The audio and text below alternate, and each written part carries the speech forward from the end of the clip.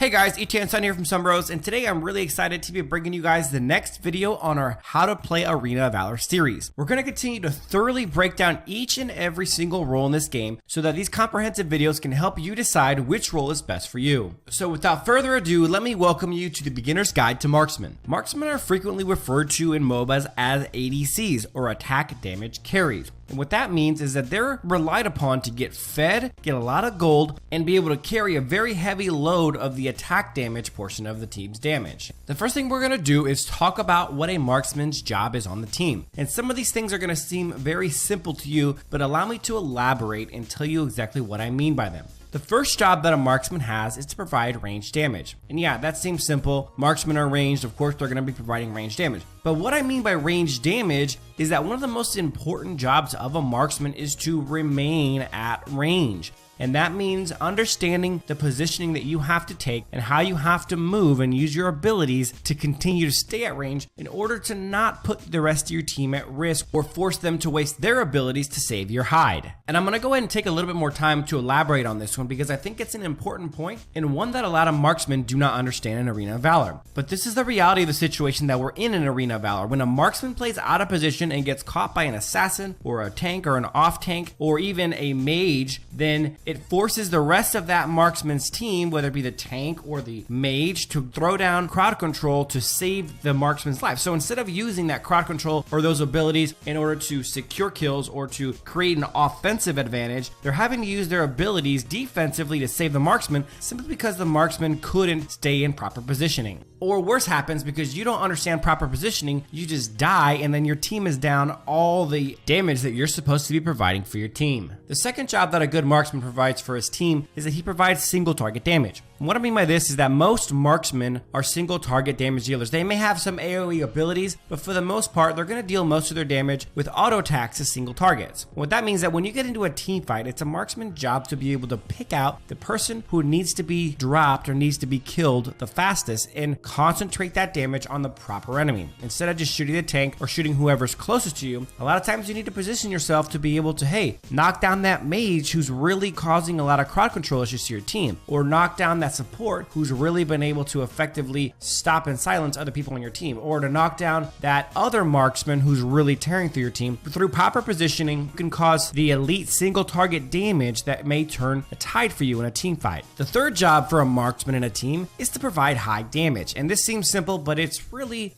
simple. If a marksman isn't at the top of the damage charts or very near to it, then they're simply not doing their job. Too often in Arena of Valor, I see marksmen who have less damage than supports and tanks, and that is 100% unacceptable, as marksmen being one of the highest damage outputters in the game should always be near the top of damage and doing that portion of their job for the team. And the next job that marksmen have for their team is going to be a really controversial one. Don't screw your tank over. When your tank engages into a fight and it's time to get going, we talked about it in our last video, tanks engage, their job is to be aggressive and decisive and manipulate and control the battlefield to create advantageous situations for their damage dealers like marksmen. Then it's a marksman's job to follow up and deal that damage and not leave the tank out to dry. It's one of the most ridiculous things that I see in the game when a tank goes in, does a really good job of manipulating the battlefield and causing disruption and distraction to the enemy team, and his damage dealers don't follow in. It's absolutely ridiculous. And the last job that a marksman has in the team is to destroy towers. You, as a marksman, are tied up there with assassins as the best at dealing damage to towers, which means that part of your job is to be there when towers are going down, as well as split pushing to knock extra towers down in unpopular lanes to continue to further your team's goal of winning. If you end a game as a marksman and you're not amongst the top on your teams in damage done to towers, then you're probably not focused enough on them. All right, now we're going to go ahead and move on to the pros and cons of playing marksman. The first pro is that marksmen deal tons of damage. If you like to deal ridiculous amounts of damage and always be competing for that top damage spot on your team, then that is definitely something that a marksman can provide to you, with the exception of, and I do mean this with all due respect,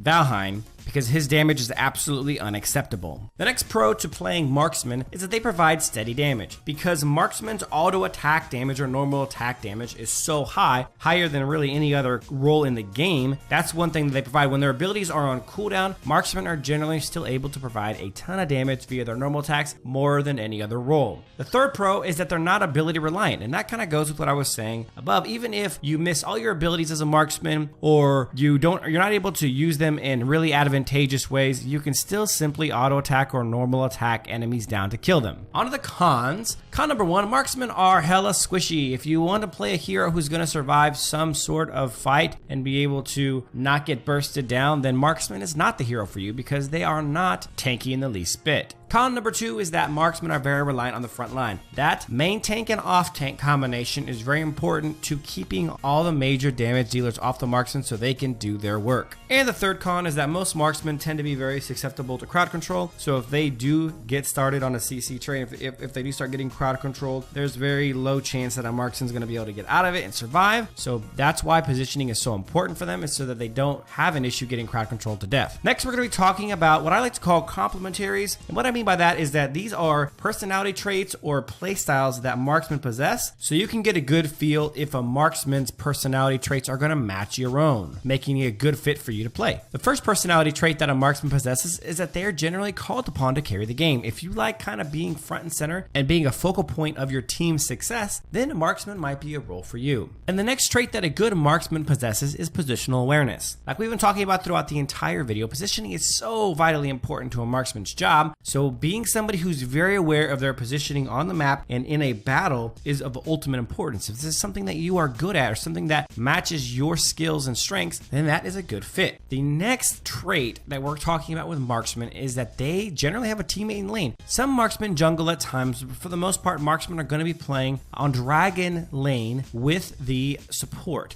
So you're going to have the advantage of not being in a solo lane most of the time, or that's how it should be. And that is better for some people. Some people prefer playing alone. That'll kind of depend on what your personality trait is. The next trait is that marksmen provide a ton of non-ability damage. And this is kind of an odd one for people to understand, but providing non-ability damage is very, very different than being good at casting your abilities and hitting people with it, because you have to stay in a constant state of focus to making sure that you are providing the most efficient damage as you can with your normal attacks. And the last trait that we're going to call upon of a good marksman right now is that they are tower killers. Marksmen do possess the job and the skills required to do a lot of damage to towers and knock them down, so split pushing and being there when towers need to go down is a very important part of a marksman job. That's it for this one, guys, and to make sure that everyone who wants to play the marksman role knows which heroes to play, at the same time as this video came out today, we're going to be releasing a from best to worst marksman ranking. We normally do top 5 best, top 5 worst, but since there's only 6 marksmen, we're just going to release a best to worst to give you guys an idea of who's really strong and who's really not, and which heroes are going to be most beneficial for you to play. Well, guys, that's it for this one. Thank you for watching. If you guys enjoyed it, please give it a thumbs up, subscribe to the channel, and of course, check out our other how to play Arena of Valor videos, as well as our top 5s and our ranking videos for each role. But thanks for watching, guys, and as always, till next time.